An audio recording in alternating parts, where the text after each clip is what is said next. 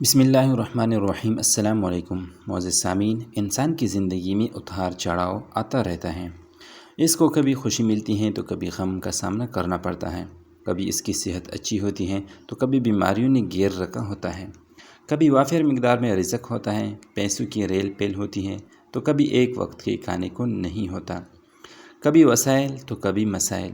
یہ تمام چیزیں انسان کی زندگی کا حصہ ہیں اور مرتے دم تک یہ چلتے رہتے ہیں۔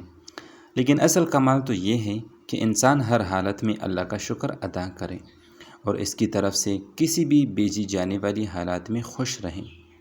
انسان کو اللہ سے مانگنا چاہیے، کیونکہ کسی بابے کے پاس کسی دربار پر کچھ نہیں ملتا، جو ملتا ہے اللہ سے ملتا ہے۔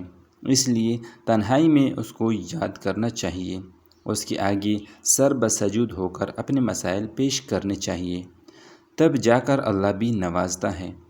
آج ہم آپ کو ایک ایسا وظیفہ بتانے جا رہے ہیں جس کے پڑھنے سے رزق کی تنگی ختم ہو جائے گی، بے روزگاری نہیں رہے گی، اور اگر کاروبار ہے تو اس میں ایسی برکت آئے گی کہ پھر سنبھلنے سے بھی نہیں سنبھلے گا۔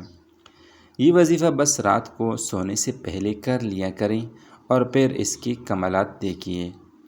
اس وظیفے سے پہلے 3 بار درود شریف پڑھیں، اگر درود ابراہیمی ہو تو زیادہ بہتر ہے۔